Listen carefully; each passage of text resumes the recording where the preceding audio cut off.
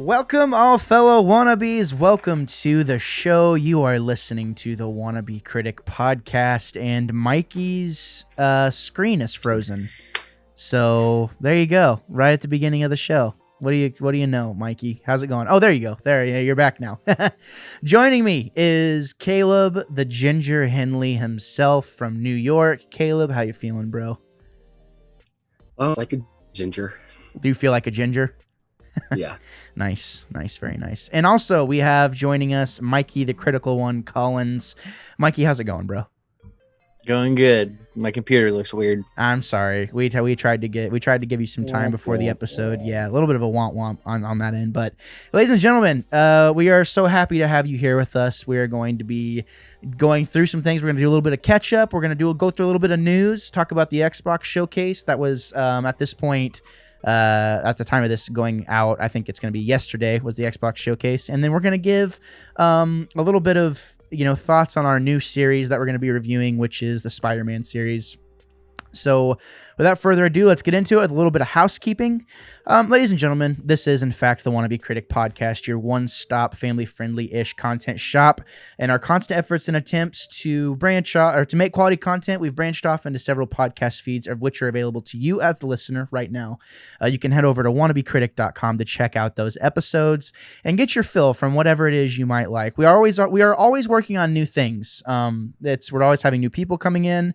I just recorded an episode today with one Rex Tucker, our anime show, The Midnight Run. Or it's not a show; it's just kind of like a mini, a thread, I would say, or like a web going on, off into the charts a little bit of what the Wannabe Critic is. Going to be going through anime. We're starting with Samurai Jack.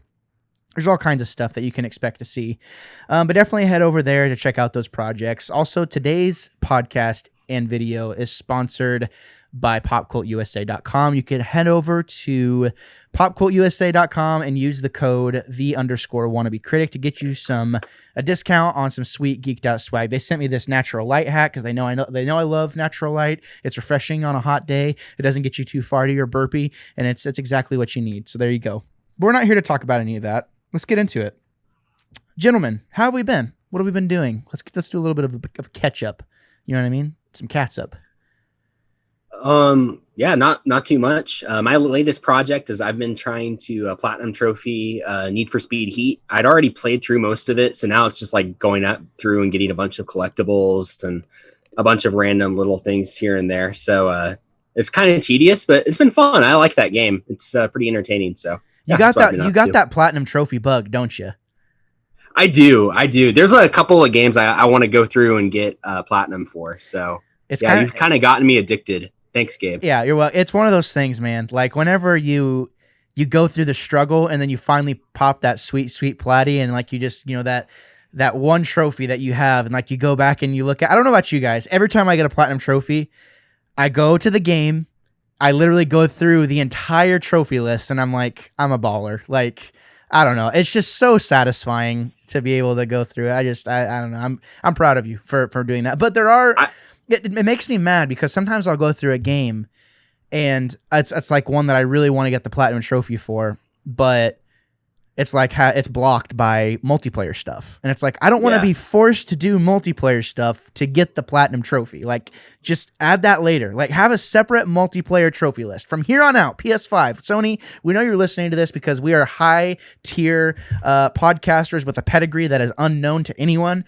And we expect you to make multiplayer trophies their own thing, aside from the main campaign and single player stuff. You know what I mean? But no, I will say I was very sad. I was going through all of the games I have and to see which ones I could potentially platinum. And I looked through and all the ones I saw multiplayer stuff for. I was like, crap, there's no way, because there's no one that's still playing these games on multiplayer now. Like these games are a few years old. They're not super popular. There's no way I could ever get this stuff. So it kind of sucks because I'm like, I have to just write that completely off. Yeah, you'd be surprised though, because I like with the Last of Us Platinum, there's a really hard couple of trophies. And I mean, The Last of Us remastered, has been out since 2015, I think.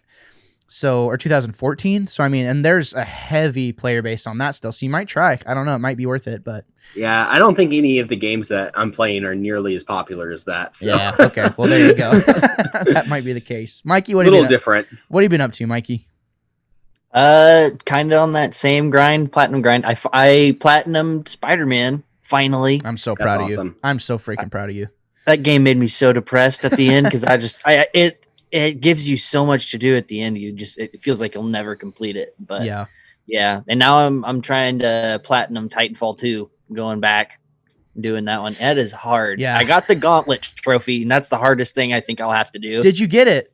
Yeah, I got it like fifth try. Okay. I looked up a path a guy used on YouTube and watched him do it, and I was like, I'll do that. And it took me like 10 tries, and I got it. And I did it in like 32:50, I think. And the goal was like 33:20. So I just barely did it, but it was fun. It was hard to get that. But I remember going for that one too. I thought I was going to be able to platinum that one, and I gave up. I moved on. So you have to beat that game on hard as well, correct?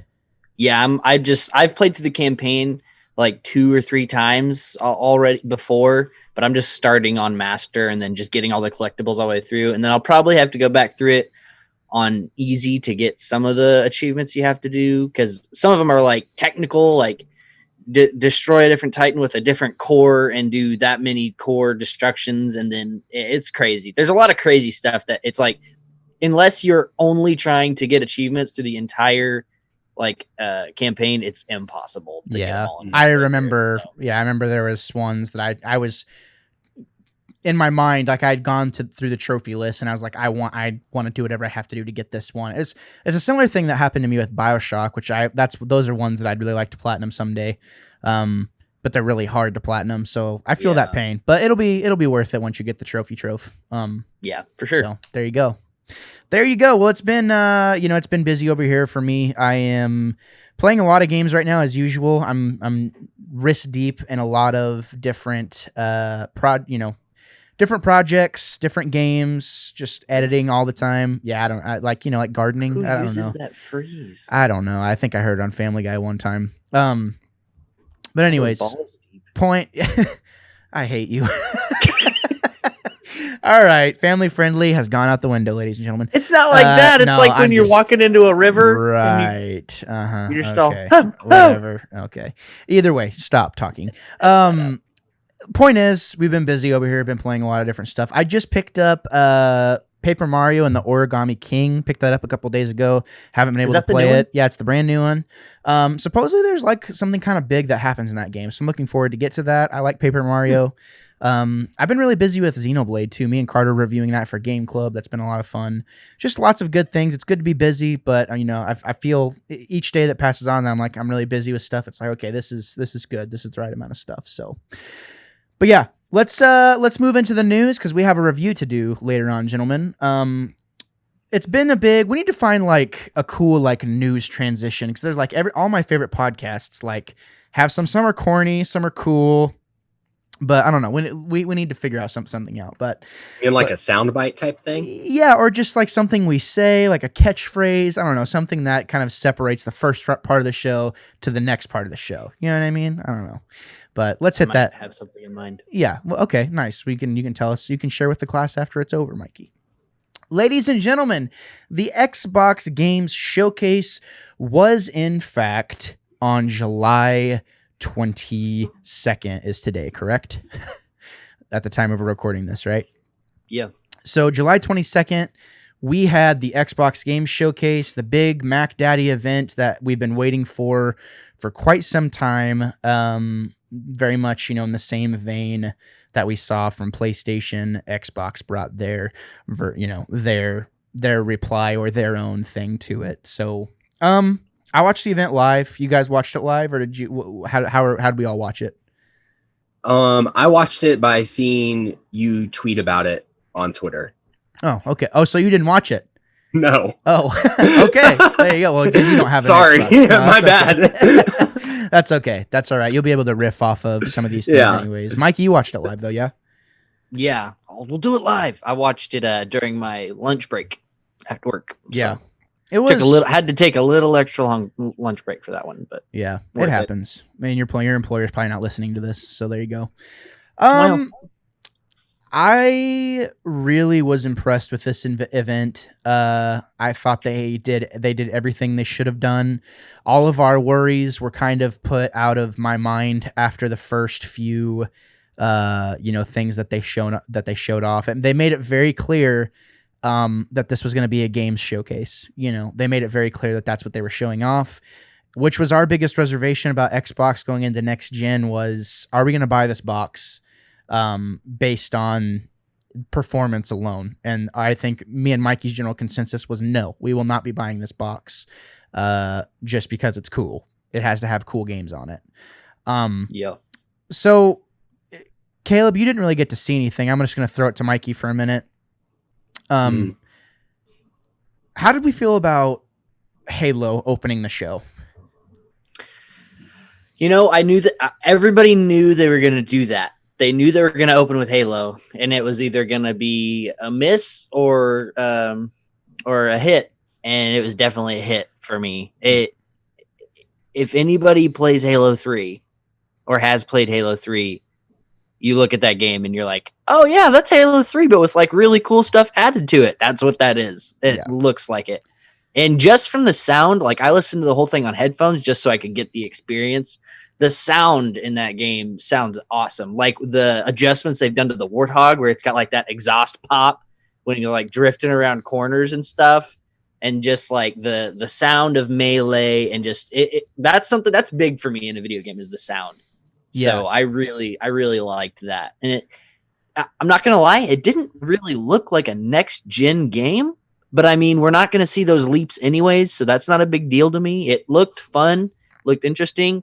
I love the goodness. I hope that guy's a main character and open world. That's another plus. I know that some people are kind of wishy-washy on that, I still don't know if it's actually confirmed that it is fully open world, but it seems like it. That looks huge, especially when they opened up that world map. Yeah. But yeah.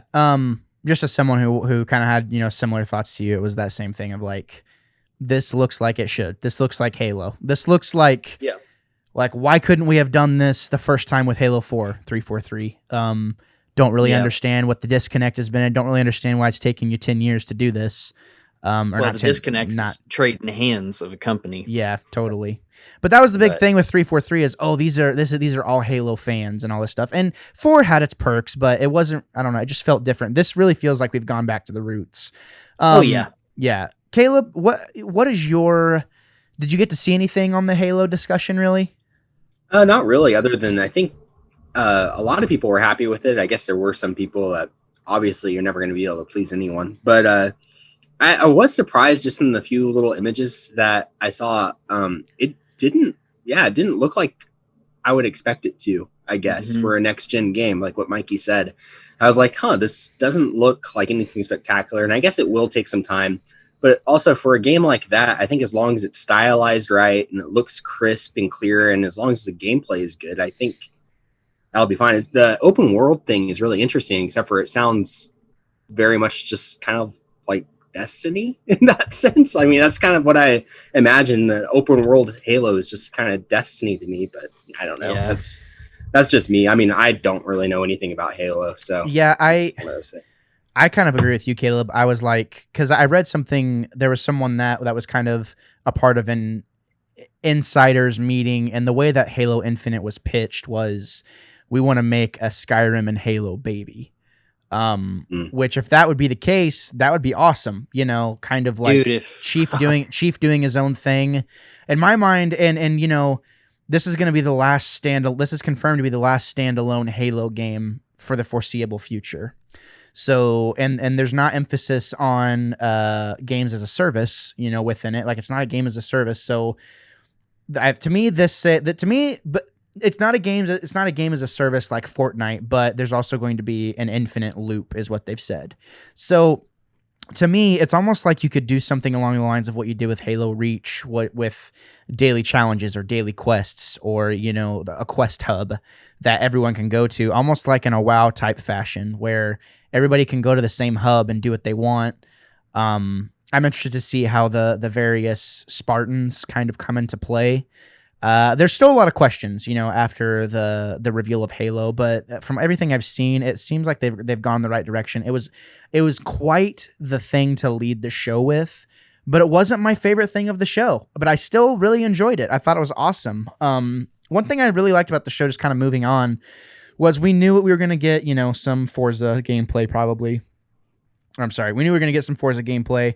We knew we probably were going to get some some potential Gears gameplay, which you really didn't. But I felt like the big 3 or 4 were probably set to get some stuff. But they did something that I completely didn't see coming, which was announce like 20 new games, which is amazing. It was one of those things. Once like the 10th announcement came around, I was like, okay, you're telling me all I have to do is buy the box and have Game Pass. And I can still have my PlayStation exclusives and buy those, but all it's going to cost me is $15 a month to be a part of those experiences day one. My only question going out of this event is, how is the box? And there's someone on Twitter that I really admire, that he's in the industry, but I tweeted out something and then he pretty much had the same thought. And two things like that we kind of agreed on was, the star of this show was Game Pass. And this is what we've been talking about for the past year with Game Pass is Game Pass is cool, but third-party titles only go so far. Where's the first-party stuff? And since they announced like 10 new first-party games, it's like, okay, yeah, how much is the box? Because if it's $500, I can't not buy one. I can't not. Like, if it's $500 and I can get a good trade-in deal on my X1X right now, it's worth having the box just to play the exclusives, which was the thing day one that I was like, if there's good games, I'll buy the box. But if there's not, then I'm just going to let my X1X just kind of become obsolete. You know what I mean? But I don't know. I was very shocked with all the things they showed off at this showcase. I was kind of blown away. Like, for instance, and the fact that they didn't focus that much on the hardware, it was mostly about, hey, they kind of hinted at there might be things changing in the future. They really hinted at, and you guys did too. Caleb and Mikey both said Halo didn't look like a next gen game. Well, we knew that the leaps and bounds weren't going to be there. We knew it was going to be more of the thing of, you have the stuff to run 4K at 60 frames per second. You're going to have those abilities and the refresh rate and stuff like that. But we're not going to see like the jump from like 16 to 32 bit. Like, it's not going to be anything groundbreaking like that. But the attention to detail, like stuff with, there was a game called like Tell Me Why, where it looked kind of interesting, like some stop motion storytelling is kind of what it looked like. It was like a painting. It was really cool. They showed off a ton of really cool stuff that seemed really interesting, as far as first party stuff goes. But one thing I wanted to talk about, that kind of applies to all of us, was the Destiny 2 news. And this is huge. Man. This is huge, and I'm kind of pissed, honestly. Why? Well, I haven't heard about this. So you didn't hear about this? No. So Destiny 2 is coming to Xbox Game Pass with all current expansions. So Bungie and Microsoft are playing nice again. It's insane. It's kind of crazy. So yeah. I love it. Wow. But my thing is, as somebody who did, I don't think that actually includes Beyond Light, the newest expansion. I think you have to. They specifically said all previously released DLCs. Yeah. So if you pay for it and get all the DLC and it get the experience the entire game for $15, like how many DLCs have they released up to this point? Crazy. A lot. They've released, and that part is cool. Like, for new players, yeah, that's smart on their part, and the fact that it's going to be able to come to xCloud exclusively. Like xCloud is going to have Destiny 2, so you can play Destiny 2 anywhere theoretically. And the fact that Xbox can put their name on a Bungie game again. That's insane. It's kind of crazy. I never thought that was going to happen again. That's amazing to me. That's really interesting. Like really, Yeah. really interesting. Especially since Destiny, when it came out, was kind of just like it was advertised as basically Halo for PS4. Yeah. And now for it to go back to that, that's really interesting. Yeah, and Yeah. like Bungie and Activision had been partners with Sony. They partnered with Destiny 1 release, like all the exclusive stuff, and now we've kind of seen that reverse. And Yeah. you know, They were it's- wait a minute. Yeah, it's been kind of interesting to see that happen. But yeah, I thought that was a huge move for Destiny. As a player, as somebody who already owns all the DLC, I'm kind of like, I wasted 150 or $60 to be able to get all this stuff for free, basically. So as someone who has all of it already, that's kind of frustrating. Yeah, well, Especially since I've been kind of fair weather, like with the entire journey with Destiny 2. And obviously I Yeah. love Destiny 2, but it's been kind of like just so up and down, you know? Yeah. Like one expansion, it was the Forsaken expansion, it was a no-brainer that was going to be great, and it was great. Yeah. But Shadowkeep, like, let down. It was a letdown, you know?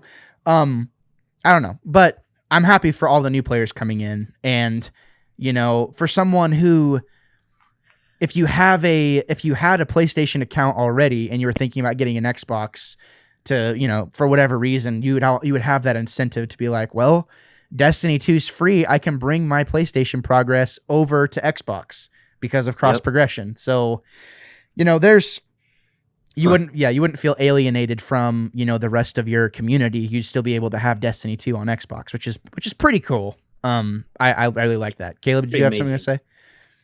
No, I was just going to say it's really interesting. I think, I mean, from everything that I've heard, obviously I didn't watch it, but from everything I've heard, it sounds like Microsoft kind of hit a home run on this. And I mean, we talked about it in this last show that we did of what they needed to really do to really capture our attention. I think they did that. And it's funny, I heard someone say this past week on a different podcast that has nothing to do with video games, but I heard them say that what their plan was to get a PS5 basically for the exclusives, but then also to have an Xbox for all of their exclusives and to run anything that comes out on both.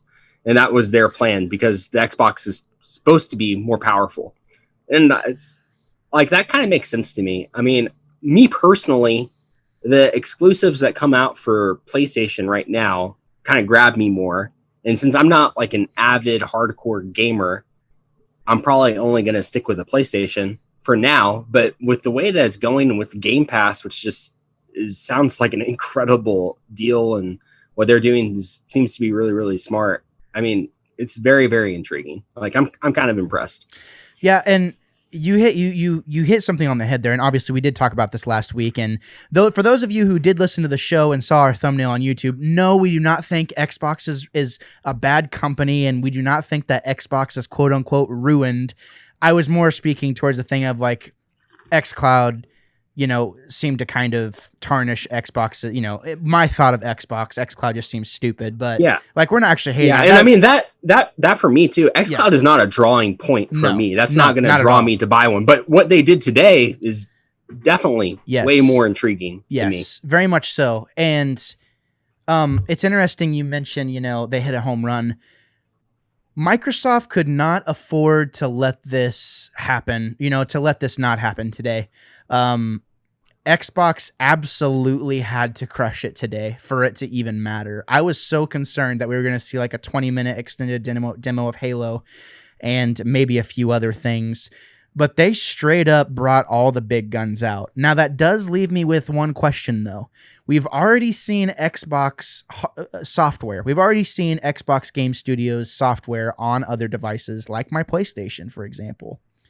How many of those games we saw today are actually going to end up being on other consoles? Because I know for a fact Phantasy Star is going to be on other consoles. I mean, Tetris Effect is already on other consoles. Like, seeing all these third-party partnerships kind of come to the forefront. We know Outer Worlds is already on other consoles.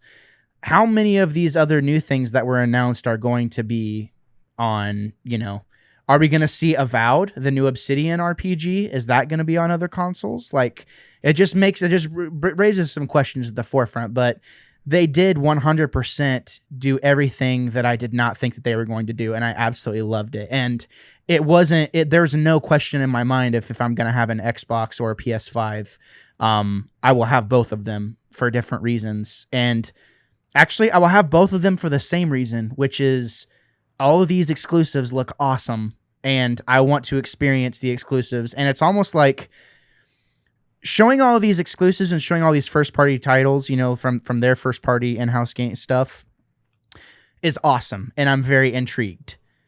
But PlayStation has my heart in that they have the track record, and they have shown me that they can not only knock it out of the park, but consistently knock it out of the park. So it's very little risk on my part to shell out $500 if that's how much the box costs to have those experiences and to have Game Pass. It's not that big of a deal, and buy the 3 games a year that I'm going to buy on PlayStation, brand new or whatever.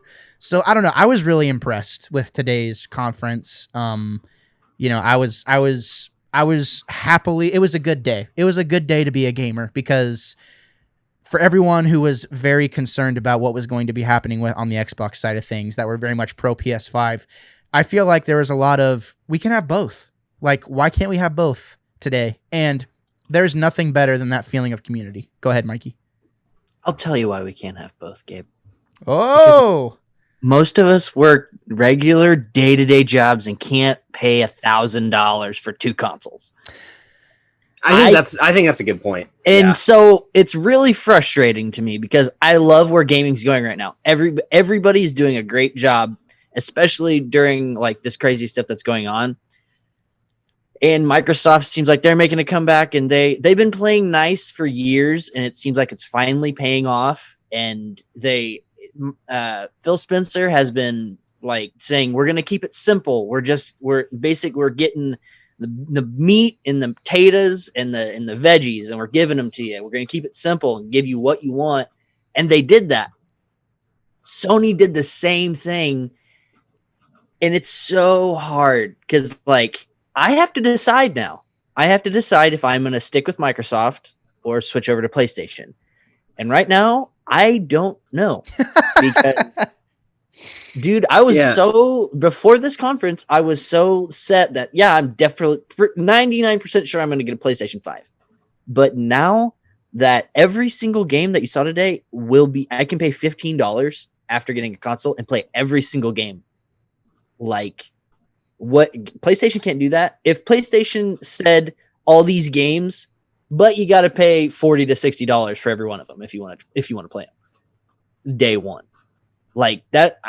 That's never been a huge selling point for me for Xbox, but right now at a console launch, that is invaluable. Yeah, it is, that's why Game Pass is the star of the show, and that's why Xbox did do such a good job today, is because the idea of Game Pass has evolved to a new level, in that all of these, next gen experiences are going to be available via Game Pass. Now, that being said, Xbox also does not have a good track record of, these are available on Game Pass.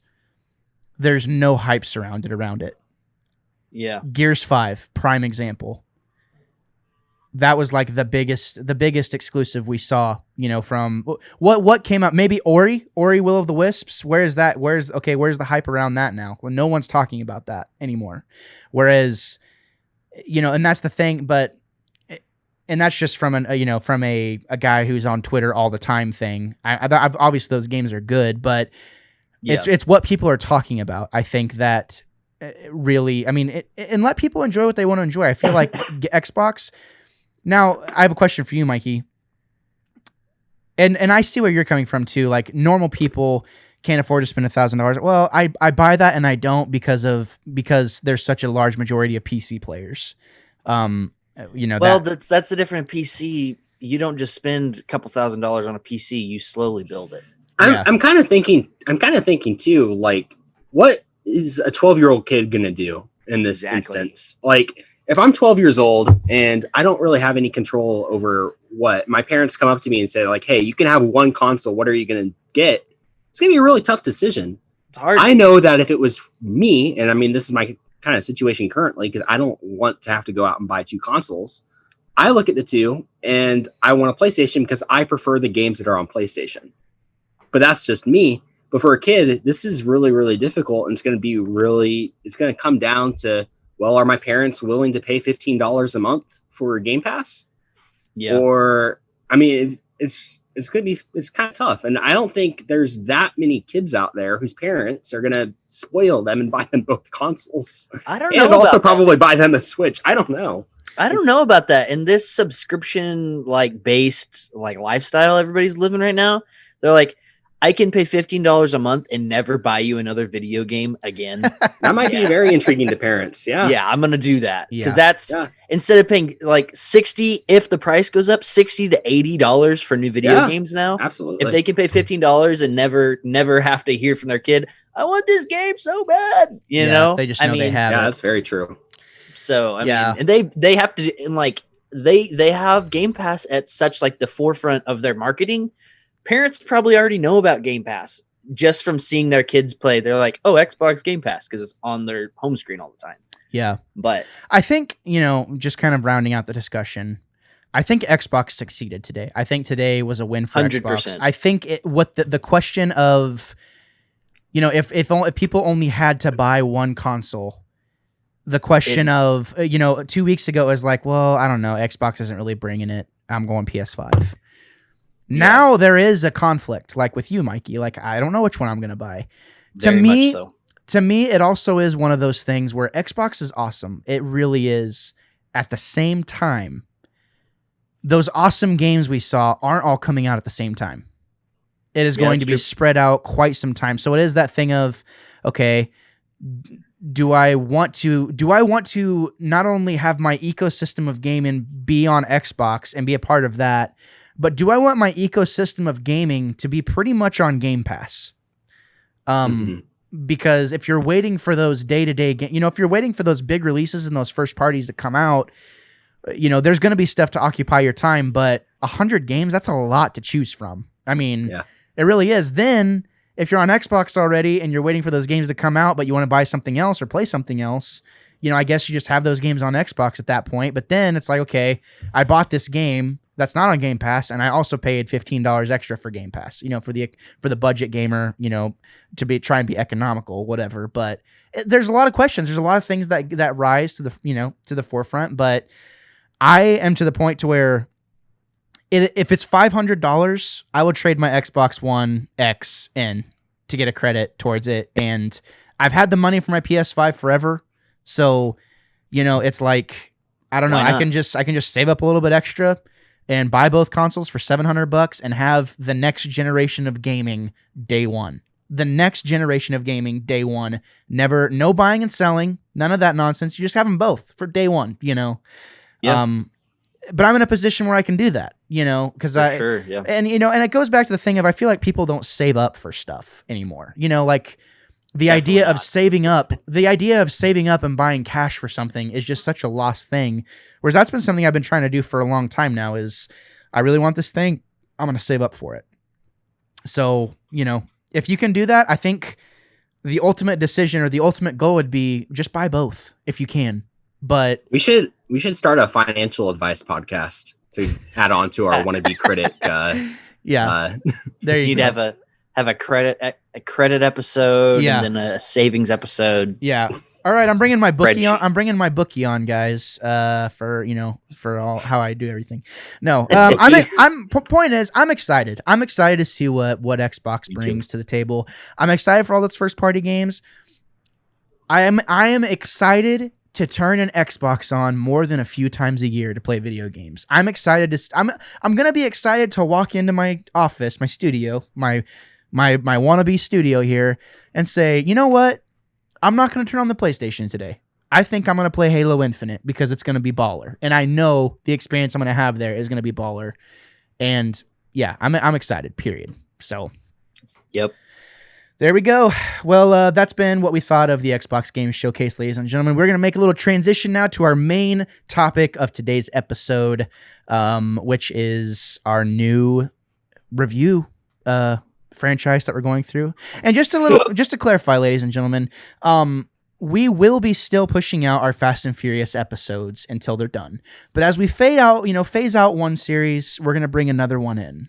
Or at least this time. I don't know if it's always gonna be that way, but it'll probably be that way for TV shows. As we are phasing out TV shows, we'll probably have new ones coming out, around the same time once we get to the end of one.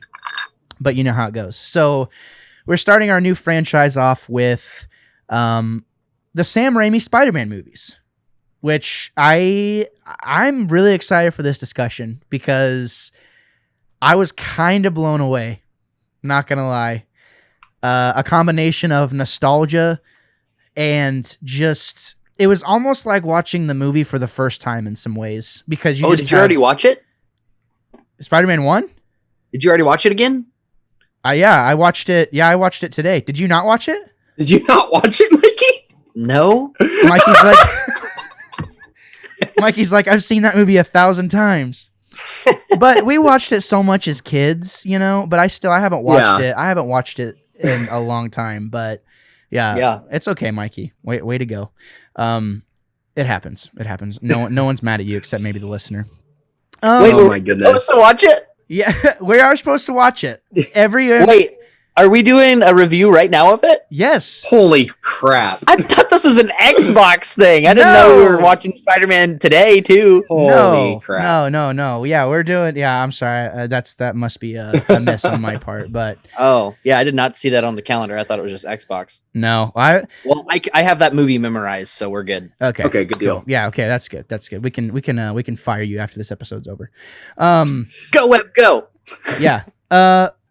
So yeah, just so the listeners know, from now on, bi-weekly, we'll be going over first of all, we'll be going over the news every single week. But every other week, we're also going to have a movie review at the end of our episode. So one week you'll have a shorter news episode, then the next week you'll have a catch up with a short news segment, and then also a review at the end of it. So it's just kind of like a jam-packed episode full of stuff to listen to. So there you go.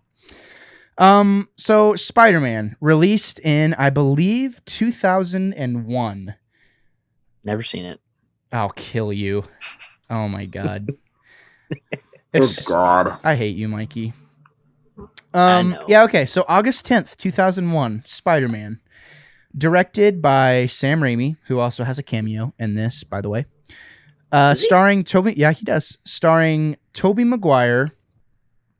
And I'm sorry, Sam Raimi doesn't have a cameo in it. The guy from The Evil Dead has a cameo in it as the ring, the referee or the announcer. Yeah. So there you go. He's like a reoccurring character. Yeah, in these he's movies also too. in the second one. Yeah, I think he's in the third one too. Do you have a ticket? Yeah, exactly. Yeah. It ruins the illusion. Released in 2001, starring Tobey Maguire and Kirsten Dunst, as well as James Franco and Willem Dafoe. Okay, just out of sheer curiosity, what do you guys think this movie has on Rotten Tomatoes? Ooh. Oh man, this is a fun game.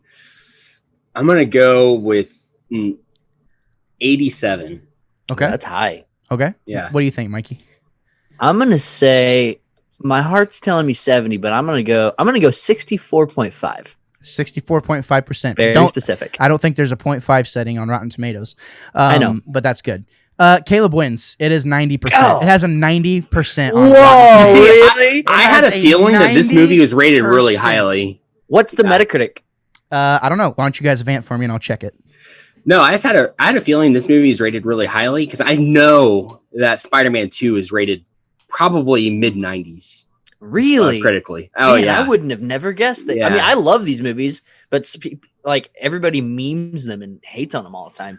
But No, I mean, Fast and Furious too, so Yeah. we rate them really high. So. I think overall people really like, especially these first two Spider-Man movies. I love them. I think they have a special place in people's hearts, and I think this movie specifically, and then combined with X-Men and then X2, are really the source for all of the superhero movies that we have today. Like, For sure. if we didn't have those three movies, we would not have the MCU. We wouldn't have any of the DC movies that we have today. I mean, it's they're really like fundamentally key to superhero movies. I almost tweeted it out last night so that you guys could see what I was thinking about the movie. And now I wish I would have, because then Mikey would have been like, am I supposed to watch that now? And I would have said yes, but I can't freaking turn back time. But luckily, you're too busy tweeting about Coca-Cola. Yeah. I'll freaking kill you. Oh my You're God. Wrong. Okay, Good Caleb, Coke or Pepsi? Coke. No! Thank you. Look, here's the thing: is Pepsi is fine. Like, I'm not going to be mad at a waiter because they're like, "Oh, we don't have Coke. Is Pepsi okay?" I'm like, "Fine, I don't care. It's mostly the same." Pepsi's just a little bit more sugary. It tastes just a little weaker. That's the thing. I mean, I guess it's fine. Like, I like it. I'll drink it, and I love Wild Cherry Pepsi. Wild Cherry Pepsi is one of my favorite sodas of all time. Like, if I'm gonna have a choice between that and Cherry Coke, I'm taking the Wild Cherry Pepsi. But between Pepsi and Coke, I think it's Coke. Okay, whatever. Moving on. Just want to let everybody know Gabe is wrong. Shut up, Mikey. This is a Coca-Cola podcast. Oh, yeah, Gabe, you are outnumbered. I swear to freaking God, if you guys show up drinking Coca-Cola, like, and have Coca-Cola bottles and like pour Pepsi out, out on camera, Just onto my floor. I might lose it, honestly. I know that would be so unpractical because Emily would be so mad at you, but then I would know that it was worth it to you to get a scolding from Emily just so you could spite me on the podcast. Moving on. I think she'd get Moving on. Oh, he realizes it's trash. You know what that sound is? You know what that sound is, Caleb? What? That's the sound of Gabe being wrong for once. I hate you guys both. I love Pepsi. I would take Pepsi. I take Pepsi over Coke every time. Every time. Oh my God. Spider-Man has a meta score of 73 and has a user score. More accurate. It has a user score of 8.6. So obviously the critics have no soul. But anyways, I think Spider-Man deserves the 90%, and I'm with Caleb. Spider-Man, and that's what I was gonna say. I was gonna tweet last night. Spider-Man walked so the MCU could run. Yeah. This is literally prototype MCU with a little more cheese. Yep. Where I think where we kind of make a lot of allowances for a lot of the MCU. This first movie isn't far off from being as good as like Thor. Hot take. Which Thor? Thor 1. It might even be as good. Oh, I think it's better. Oh, yeah. And yeah. here's the thing. Better. Here's the thing is you have to put this into the context of when it was made. Totally. I mean, this movie's dated in the fact that it's early 2000s. It's a bit cheesy. I mean, everything about this movie is dated.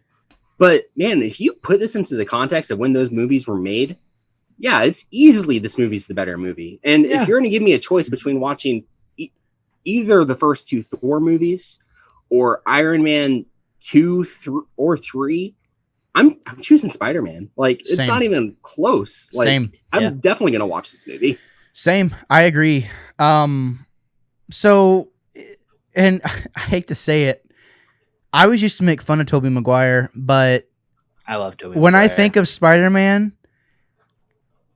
I think of Tobey.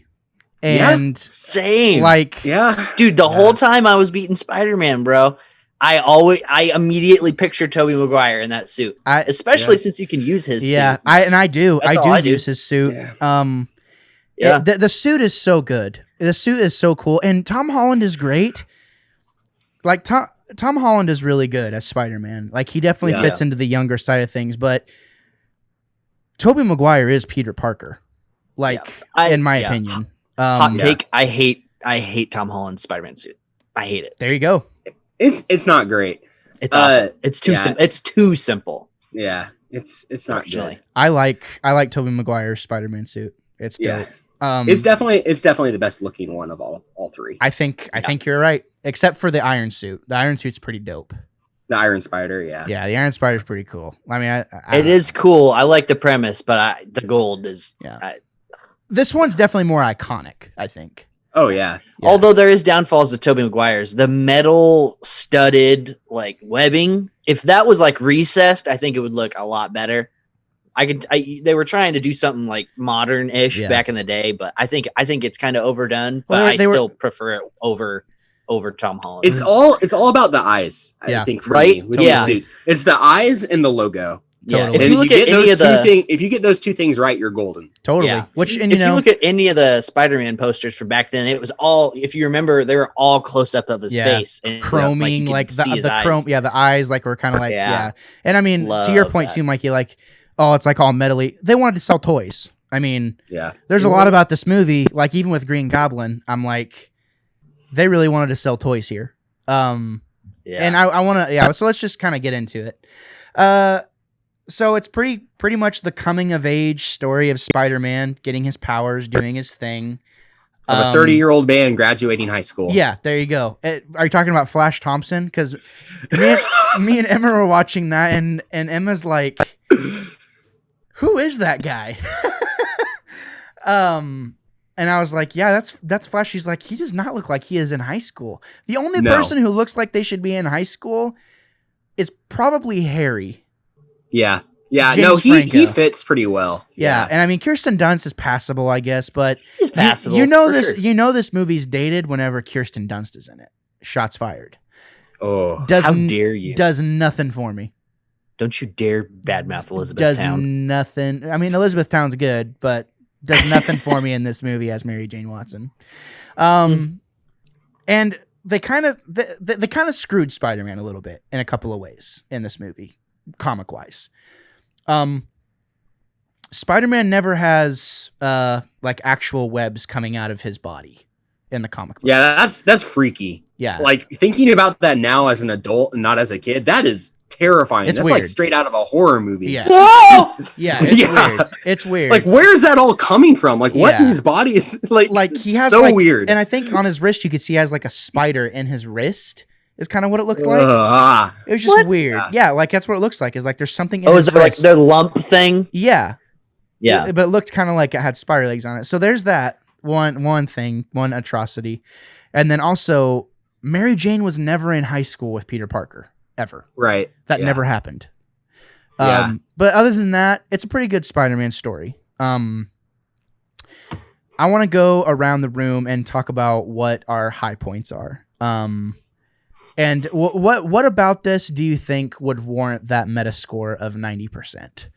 Not saying that, not using that as the authority, but just using that as kind of a gauge and like kind of putting on a lens, like why would it get, and also to the same thing of why would it get 90% on Rotten Tomatoes and a 73 on Metascore? Like what about that? What can we see in that? Can I go first? Mikey's raising his hand. I don't know why he's doing that. Go ahead, Mikey. Oh wow. Sorry, I just wanted to give you a cutoff point. I need to get up. My battery is about to die on my laptop. Oh, okay. Go for I it. just wanted to. I wanted to stop it before you started getting into it. Okay, go for it. Sorry, one sec. You can probably go. Well, he wants to wait. He wants to wait. We can vamp. So hold that. Okay, thought. we'll vamp. We'll vamp. Yeah, so I don't know. I don't want to say anything because some of the stuff I want to talk about is like very key to this about why I think it's a good movie. I don't want to like steal it and then Mikey come back and immediately say the exact same thing again. I wanted to comment on the purple hue I have going on. It's like it's like a Rick James video. You know what I mean? Like, I need to get some fog machines in here and kind of like get it going. See, but here's the problem is then people are going to assume that that's not fog. That's coming from dry ice. That you're just stoning out. Oh yeah, I didn't. See, yeah, that just goes to show how wholesome my mind is because I didn't even think of that. You're very innocent, Gabe. Yeah, I can't help it. Sometimes my innocence shows, and I can't help it. But can we talk about how Mikey's an idiot for not watching this movie and how it was totally on the dock? It was totally on the dock for today's episode, and he did not even check it.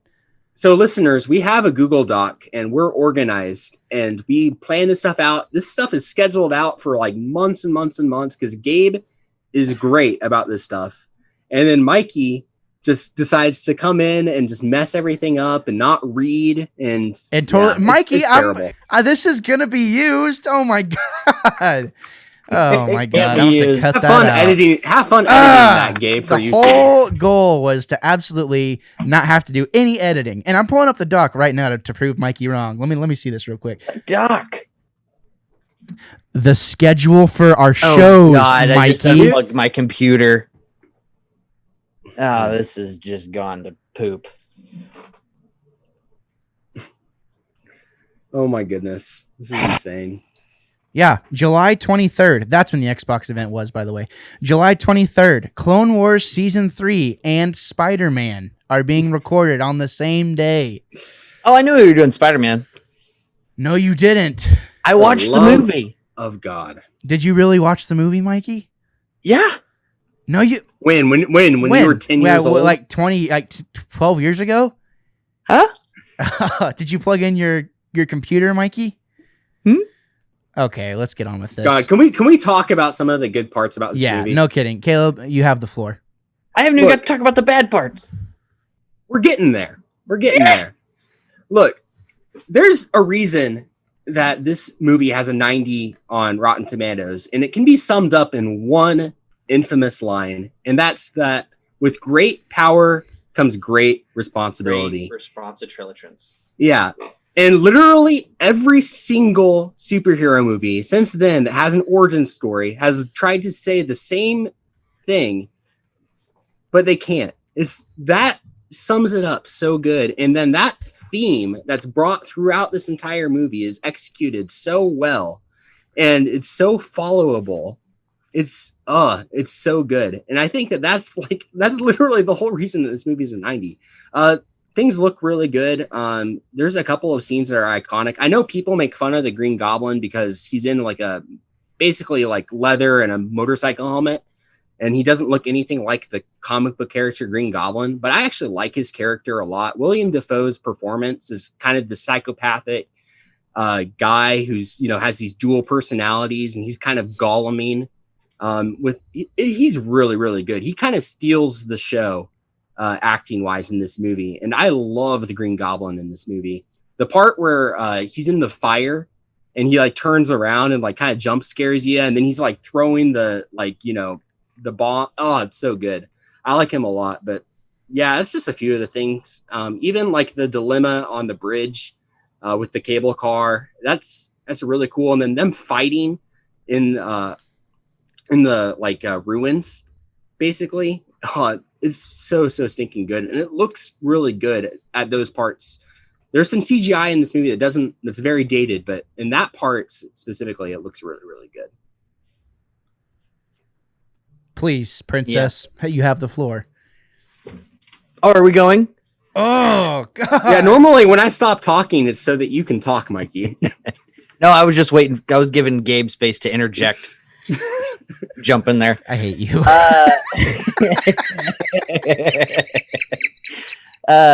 Yeah, I really like this movie. I mean, that scene, William Dafoe is the show stealer. Willem Dafoe. William. Oh God, I hate you so much. Well, Dafoe in this movie is Green Goblin, and I love him so much. Especially that last scene where he's like, "Don't tell Harry." You can't forget that. That's good. That's a classic. It's not a classic Spider-Man scene, but it feels like it should be because it's just so well done. I love that, and I don't know. There's so many things about this movie I love, and just the whole coming into his powers thing, the whole rooftop scene. That's amazing. You'd never seen anything like that in a superhero movie. You've never seen the superhero being like, all right, now what the heck am I supposed to do? Is this how I do this? I love that. There's a lot of simple things that make this movie great. Just think about this for a second too, is comic book and Spider-Man fans don't ever want to see Uncle Ben, a main character, ever again, because his character is executed so perfectly in this movie. If they show Uncle Ben again in any media ever, people are all like, "Oh, we don't want to see Uncle Ben. Don't kill off Uncle Ben again," because he's killed off so perfectly, and his character is so perfect in this. And I've never seen that before with any other character in any other movie where no one ever wants to see him again. It's so crazy, how good they are able to pull that off. Mm-hmm. Except the ugly cry. Yeah. Yeah. Well, the ugly cry. That's on Tobey Maguire. His spider tears. I don't know. That hit me hard this time, honestly. And I agree with you, Caleb. a couple of things I really like about the movie are just my general thoughts of why I think this movie is so good, is they handle the time jump really gracefully, in my opinion. And They do. Yeah. that's something that's kind of hard to do. Like, you buy that these are fresh out of high school kids and they're trying to get their lives together.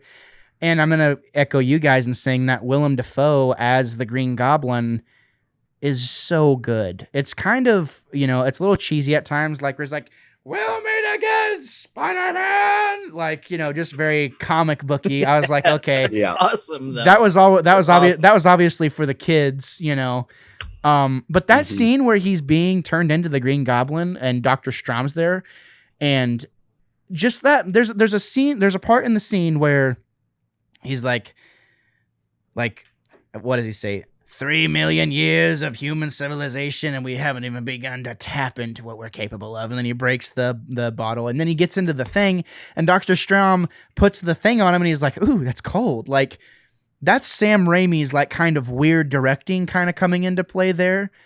And it's like that seems like a lot like a realistic thing that would probably happen in that particular circumstance, is someone commenting on the fact that that's some cold metal, because when you think of like a brooding bad guy, he wouldn't be like, ooh, that's kind of cold. He'd be like, he wouldn't say anything. He'd just let it happen. And I don't know why that sticks out to me so much, but there's little things like that in this movie that seem kind of believable, and it's mostly because of Willem Dafoe. I don't know how much was ad-libbed or what he decided to, kind of add in there, but yeah. No, and that's a really cool observation, because that shows you that he already kind of has a dual personality before he's even given the serum. That he already goes back and forth from being like this kind father who cares about Harry. Like, I mean, I'm actually kind of surprised that with Harry flunking out of all these private schools, that he hasn't just shipped him off to like some boarding school in Europe. But he actually cares about Harry. He's trying to help him. But at the same time, he's crazy, he's greedy, he's doing everything he can to save his business. And then that, the vision of those personalities just gets, multiplied and exaggerated because of the serum. It's kind of cool to see it a little bit here and there. My one thing I didn't like about the fact that I wish we could have had Spider-Man 1 and 2 like intertwined a little bit more with the Green Goblin. It feels like a real shame that they killed off. It seems like a real shame that they killed off Spider-Man's arch nemesis, literally, in the first movie ever.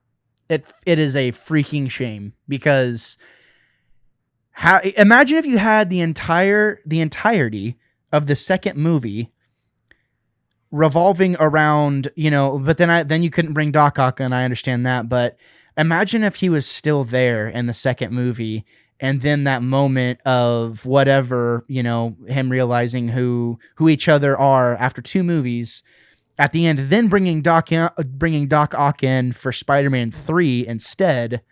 I don't know. I feel like that would have been kind of a cooler story to tell, because it feels wasted, in my opinion. Yeah. And it's frustrating because Willem Dafoe as the Green Goblin was such a good idea. Like, freaking knocked it out of the park, because he is one of the best bad guys in Marvel history, in my opinion.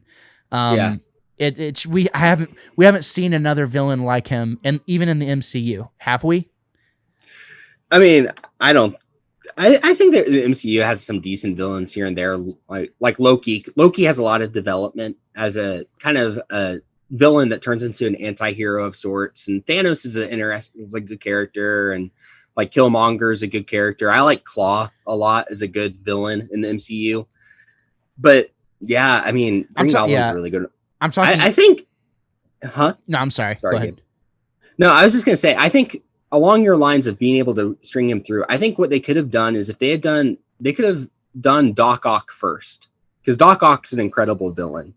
They could have done him first, having Norman Osborn kind of in the background, and then have Green Goblin there in the second movie, and then kind of carry. What they should have done with the third movie is really have Harry be the villain for that entire movie, And they tried to do that, but they also were layering it with, Venom and Sandman, and it was just so much going on. Yeah. But if they had just focused it on this character development and Harry and him taking up the mantle of his dad as, the Hobgoblin or whatever you want to call it, that would have been really cool too. I mean, I think that could have been really well done, and they did a really good job with this anyways. Yeah, they did. And I understand, the aspect of wanting to play it safe, but it makes me, I watch this now just kind of as someone who, we as Wannabe Critic Productions, we're trying to be taken seriously as podcasters. And I think podcasting, you do kind of have to look at things through a different lens, and putting that lens on now for this movie, it was like, man, it is a freaking shame that we didn't get more Willem Dafoe, because he loved, if you watch him in interviews talking about playing the character, he absolutely loved being the Green Goblin. So he lobbied for it.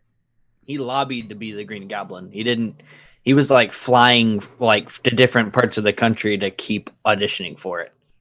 Wow. That's crazy. Like, yeah, that's cool. Mm-hmm. Let's talk about some other stuff. One of my favorite things about this movie, and one thing that I think can really tie, because I don't know, to me, Tobey Maguire does a really good job of keeping Peter Parker / Spider-Man grounded. He's not like some god tier superhero with all these fancy gadgets.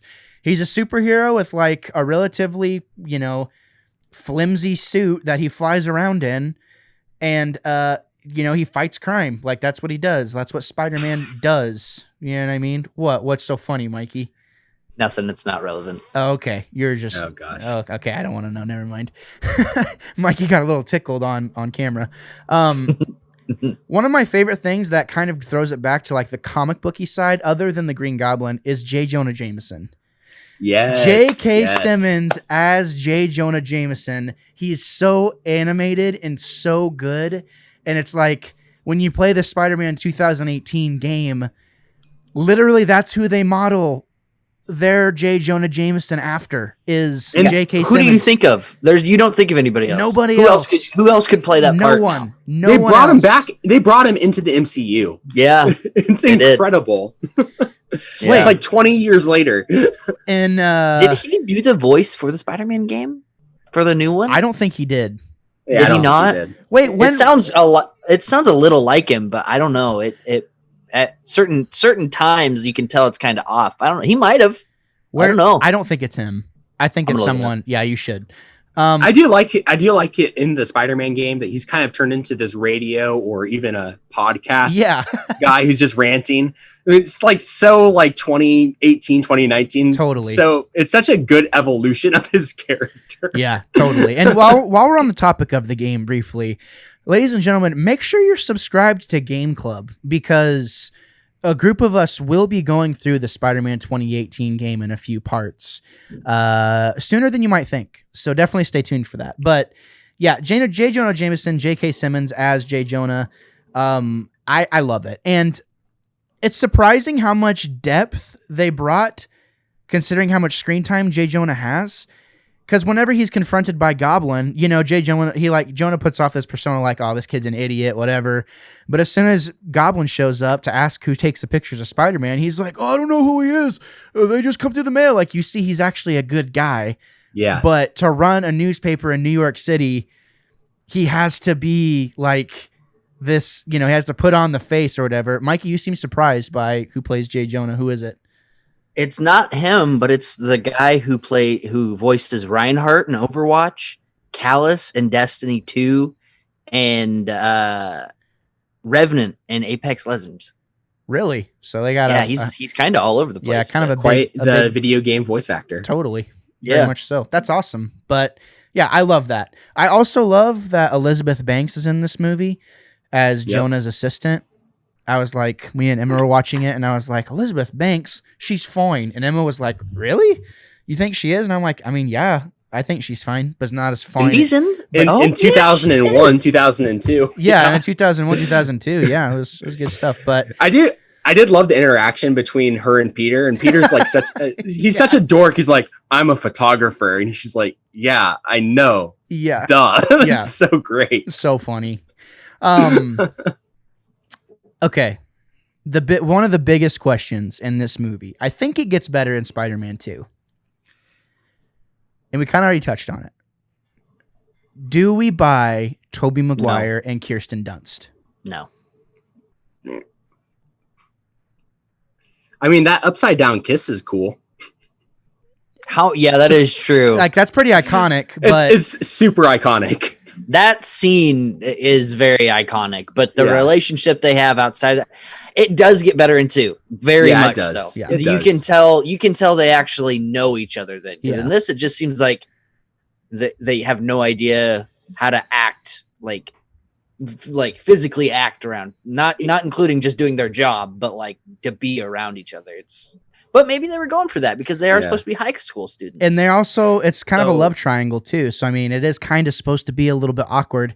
And to the credit of everything, and this is kind of what, Caleb, go ahead. I want to say what I want to say after you say what you want to say. It is weird to think that they've grown up literally right next door to each other for their entire lives. And Peter's so awkward around her when you'd think that they would have like been semi-close just because they're neighbors and they know each other and their families know each other, but they're still super awkward. And it's, as soon as Peter gets his powers, he gets all this confidence, and then their relationship grows really quick in this movie to where they're getting more comfortable with each other. But it's just so weird to me that they are so awkward with each other, even though they've literally grown up together right next door to each other, and they literally have bedroom windows that look into each other's like bedrooms. It's such a weird note in this movie too. Yeah, you guys should go watch the parody of this. Jack Black and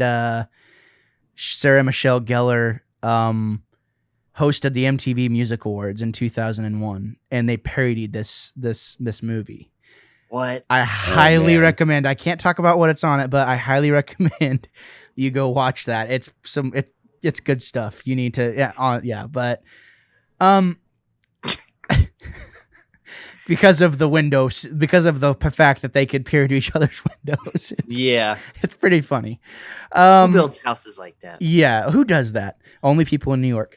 I kind of wanted to add something to both of what you guys are saying, and it's along the same lines.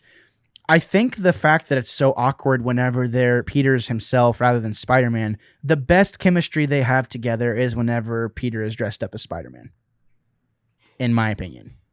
That's whenever things seem to be the most genuine.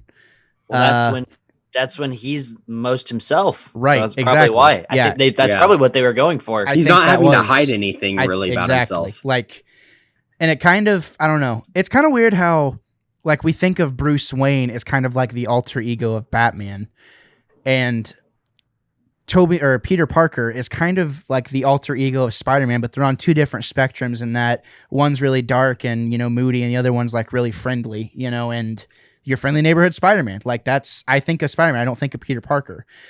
So I think that if that was the intent, was to make it feel more genuine when he's dressed up as Spider-Man, it works. But Tobey Maguire's so cringy when he's trying to talk to a girl in this movie. It's just kind of hard to watch sometimes, but still. Like when he catches the tray and like she's trying to talk to him and he's just like standing there, just like a deer in headlights. Yeah, just, exactly. Like, not saying a thing. It's so it's so bad. Pretty awkward, honestly. But it's fine in this first movie. I think it gets better in the second movie. Yeah. Another thing that I really liked was just how everything, there is no throwaway scenes in this movie. It is all significant and it all flows really well. And it's like a really good arc of a story.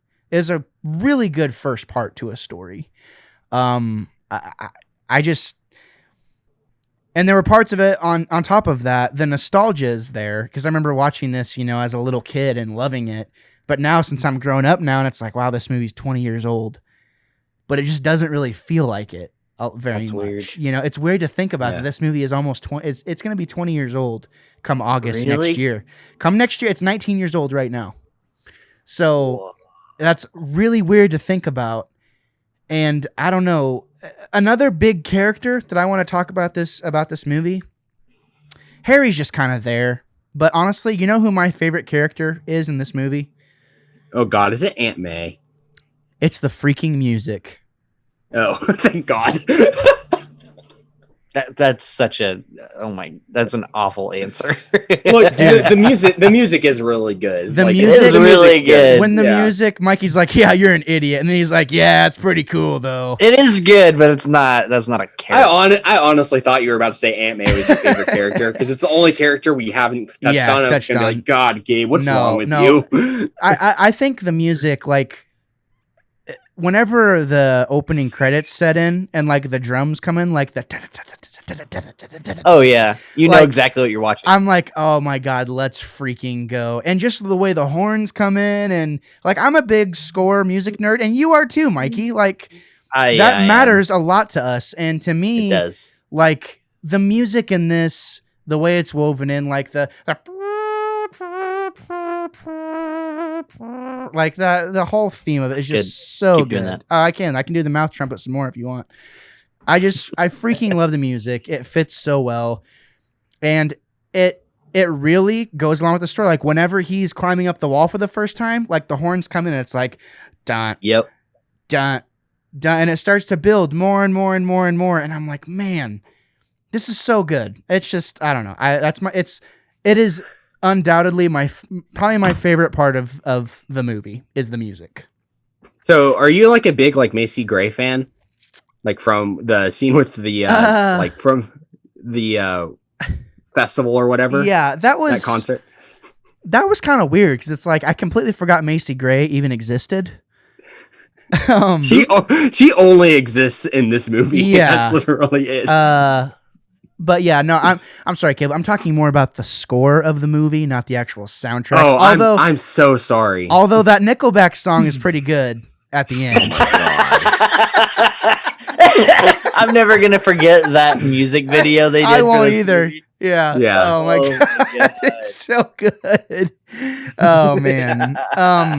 Good God. Ugh. So Early 2000s. Jeez. yeah, it was how you say the kids say it was a mood. Yeah, You back know in the day. what? I would much rather be back in that time though than now. Same. Just saying. That's Same. fair. At least Same. there weren't pandemics going on back then. Yeah. Or in the United States, at least.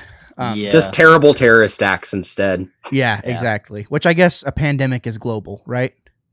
Yeah. Yeah, so there you go. Yeah. So yeah, you're right, Caleb. There was no pandemics back then, really. Yeah. Can we talk about how this is kind of a horror movie in some ways too?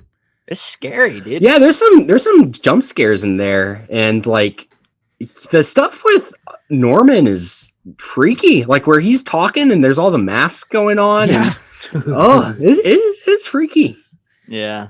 And you kind of hit it on the head, Caleb, like kind of Gollum-esque. Very Yeah. much so Gollum-esque. But even like when the music comes in whenever the goblin is doing his thing, like at the military base when they're showing off the exoskeleton, and you hear him off camera and he's kind of just like, and like comes in and blows up the exoskeleton and does that. I was like, oh my God, this is freaky. It's really scary. And then also whenever I saw a pretty funny meme the other day, someone was playing Call of Duty Warzone and someone threw C4 in the window, and they were like, when you see the C4 coming and it cut to Aunt May praying and then just like exploding behind her. Like that scene is scary. Yeah, with him telling her to finish the prayer. Yes. Like, dang, Yeah. that's intense. Like he was close enough to hear her praying, like yeah. the whole time. But just, oh man. Another low-key scary part of this movie is when they're having the Thanksgiving feast and he like reaches in to for the whatever, and Aunt May slaps his hand and then he just has this giant knife. And I'm like, holy crap. I think he's about to stab Aunt May in front of all these people. Yeah, he's gonna straight up kill her. Crazy. He's like, don't touch it. Don't touch it. Don't even look at it. I'll beat an old woman in public. Like no reservations, zero. That's something you don't get with a lot of actors is like the facial presence, because he has a very striking face to begin with, let alone being able to contort his like eyes and his face like that. It definitely affects the mood.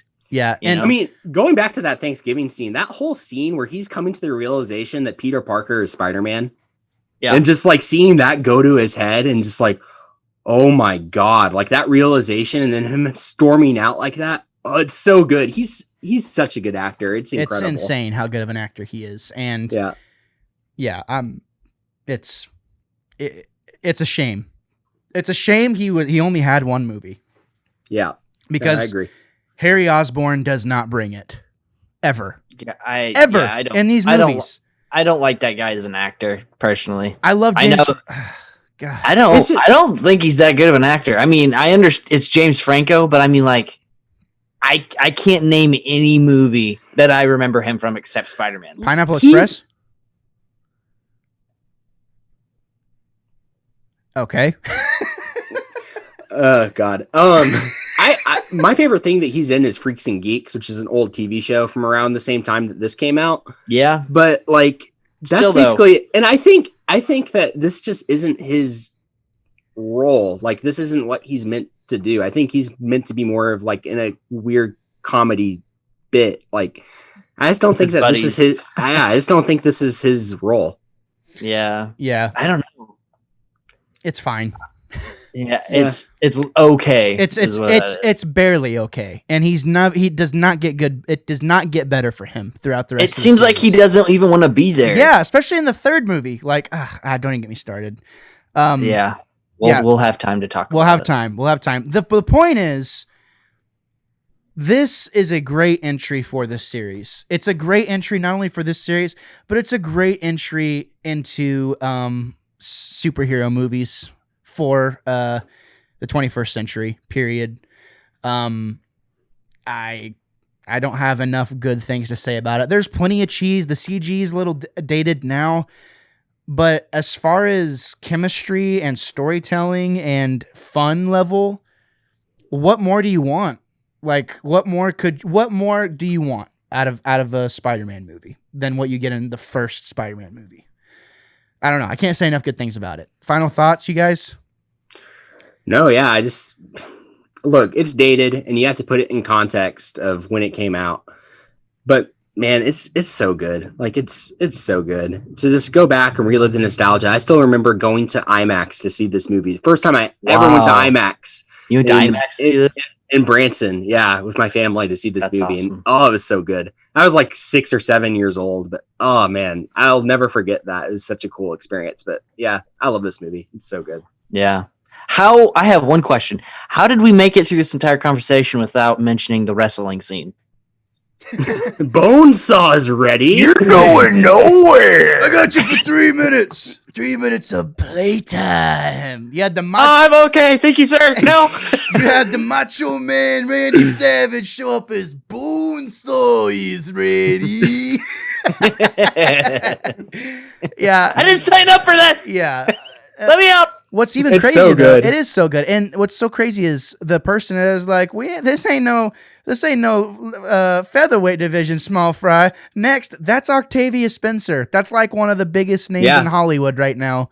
And she was in a movie that we saw her in 20 years ago and didn't even realize she was in it. So Octavia Spencer. Yeah, it's funny. Me and my wife just watched The Help. And like Emily, we watched this movie together. Yeah.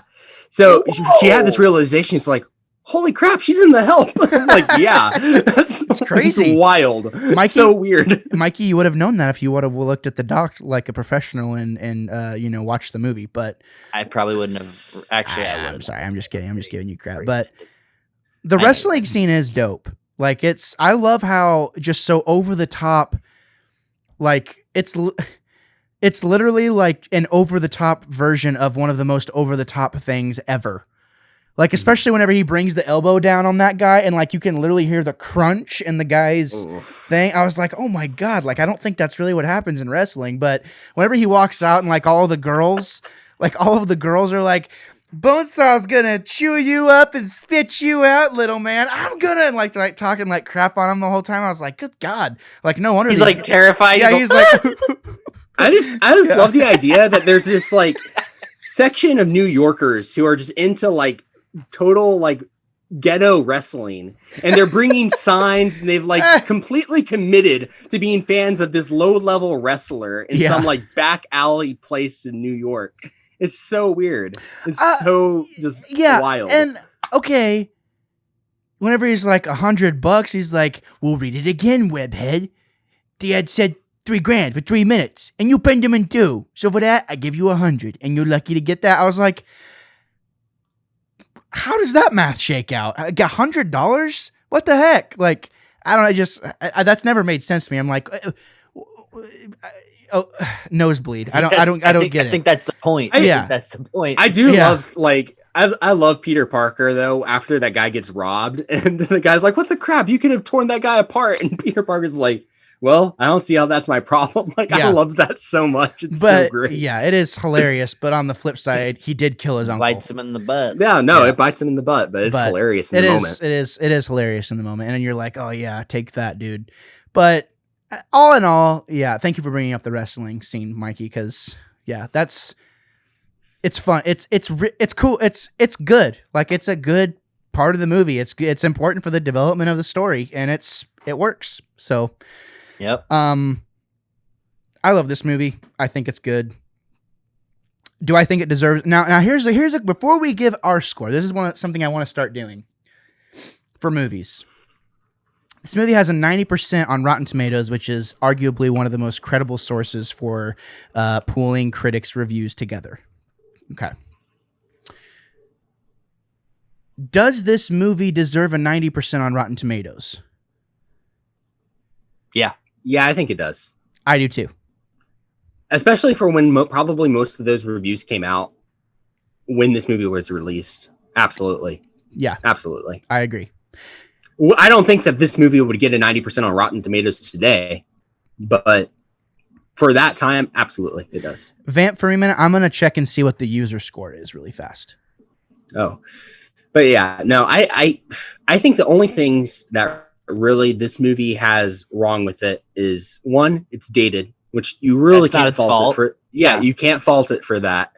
And that, two, all of the actors look like they're way older than high schoolers, which you also can't really fault them for that either, because that's literally what all of Hollywood did back during this time period. Yep. I mean, if you look at a movie like Mean Girls, which came out a few years after this, that's what all of they do it now. Yeah. And they still do it now. Like, Tom Holland is kind of the exception where they finally cast Peter Parker as, somebody who's the right age. Mm-hmm. And it's kind of extraordinary, but yeah, they still do that stuff today. So you can't really fault them for that either. I mean, it looks out of place, but yeah, I don't know. There's not a whole lot I think is wrong with this movie, especially when you can't really fault it for the things that are due to when it actually came out. So the crazy thing is, this is certified fresh. It has 90% critics score.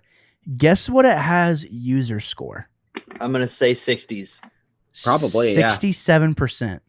That's what I figured. Now, it's so stupid, and it is stupid. And in the business, what is it considered? What is considered a success in the movie industry? Anybody know? Class? Titanic. Are you talking about like monetarily or critically? Yeah, monetarily. Anything. I would think back then it would have to have been something that made over $100 million. Isn't it 150% of what you spent on the movie? So the general rule is if you can triple what your budget was. Oh, is it triple? Yeah. Oh, I thought it was just 50%. So well, that makes sense, because normally you're spending that same amount that your budget is on advertising, right? Totally. So you need to make over that too. Exactly. Okay. I didn't think about that. So if your budget, which Spider-Man's just take a rough guess. What was the budget for Spider-Man? I'm going to say like 80 million. Okay. Ooh, that's high. Way higher than I was going to go. They did a lot of practical effects in this movie. That wasn't like a bunch of CGI jammed down your throat in this one. I'm going to say 50 mil. Maybe even lower. Maybe 40. Okay. $139 million. Really? I know that this movie did really well monetarily. Yeah. Like it was huge. At the box office, it made $403 million. Yeah. Sounds about right. So yeah, it's a success, and it makes sense why. It makes sense why, in my memory, I think of the second one just being so much better. But it was still nice to revisit this and see where our superhero wave of everything got started, because it's an awesome movie. So yeah, I love it. So now we give our wannabes honest opinion after we've seen what the professionals have to say about it, quote unquote. I think that's a bunch of bull crap. A professional critic is literally just someone who's just done it long enough to be able to be recognized. What makes his opinion any better than mine? It did nothing. Nothing makes it any better. But we're going to give our wannabes honest opinion anyways. So here we go. Caleb, what is your official score for Spider-Man? I'm gonna go 8.5 is probably my official score for it. I think it's a perfectly good, great movie. Like, sure, you can fault it on some things and it's not perfect. But I think most of the things that people fault with it, and the reason that as a user score it's as low as it is that people aren't willing to put this into the context of when it came out. And that it came out in the early 2000s. And if you look at a lot of things pop culture wise that came out in the early 2000s, it's not really the best time for things. Just in general. So I think this really is. It's a great movie. It holds up, I think, really, really well. Especially since when you look at how many movies have come after it and you compare it to a movie now, but it's really not that much worse. It's a good movie. It's a really good movie. Very nice. Yep. Very nice. I agree with everything you said, Caleb. I've seen this movie. I genuinely could say hundreds of times I've seen this movie, and I can't think of a thing or anything in this movie that would make me dock anything from it. So I'm going to give it a 10 out of 10. Wow, Mikey. That's high praise. That's high praise. Mikey's the critical one, ladies and gentlemen. I love this movie. I'm going to meet you guys in the middle. I'm going 9 out of 10. There are things that I'll put it this way. There are things that bothered me as a first and second grader 18, 19 years ago. Things that as a little kid's perspective, things that bothered me that I didn't like about the movie. Those things are still the same things that I don't like about it, but it's not much. Yeah. It's good. It is across the board good, in my opinion. So there you have it. You have an 8.5 from Caleb, a 10 out of 10, a dime, a straight up dime from Mikey. What are you going to give Spider-Man 2? Yeah, no kidding. I have problems with Spider-Man 2. Oh, okay. God, I can't wait until 2 then. weeks. It's going to be great. And then I'm giving it a 9. So that's high praise for the first part of the Wannabe MCU. Guys, that was a good review. I appreciate you guys taking the time to sit down and do it. Mikey, sorry if there was any confusion about when we were watching and reviewing this movie, but now you know. So that means, ladies and gentlemen, that in 2 weeks, we will be doing the news for the week and reviewing Spider-Man 2. And yeah, I'm looking forward to watching that one as well and seeing how well that one holds up. Because I remember they tried a lot of different things with it, and I had problems with it too. But I remember liking it more than I liked the first one. So we'll see what happens. But there you go. That's been our review for Spider-Man, the 2001. Well, it says 2001 in some places, but also says 2002. So we're gonna go with 2001. The 2001 movie, Spider-Man, directed by Sam Raimi, starring Tobey Maguire and Kirsten Dunst and James Franco and Willem Dafoe. It's been great. Ladies and gentlemen, that wraps it up for us here at the Wannabe Critic. We appreciate you tuning in. If you want to get in touch with us, make sure you email us at geeklybiweekly1@gmail.com. You can also please leave us a review on whatever platform you're on. Leave us a review. Let us know how we're doing. We work really hard to try and bring you an entertaining show. We like to have a good time. If you're driving along the road right now and you're listening to this, just do yourself a favor, pull over, first of all, and go to youtube.com/the-wannabe-critic-podcast and give us a subscribe. Like, come on, if you're not on YouTube anyway, you're not going to miss it. You're not going to really, care that much, but it definitely helps us stay relevant. If we're trying to do this and be taken seriously, it would really mean a lot if you just take a minute to just give us the subscription. That way you can see how bad my thumbnail skills are. Also, definitely make sure you check out popcultusa.com. As I mentioned before, you can get a dope natural light hat, just like what I have. They also have a bunch of stuff. They're doing a giveaway on some pretty geeky stuff. So if you want to check that out, I highly recommend. But gentlemen, yeah, thank you so much for tuning in. Caleb, where can they find you? At Chief in NY 18 on Twitter. So hit me up there, and I hope you'll find it interesting. There you go. And Mikey, where can they find you? You can find me on wannabe Mikey C on Twitter. There you go. You heard it from the horse's mouth themselves. That's going to wrap it up for us here, ladies and gentlemen. Thank you for preparing yourselves for a plethora of hot takes, potentially unpopular opinions. Thank you for listening. We will see you next time. Say goodbye, gentlemen. Adios. Coke is better. Bye. Good.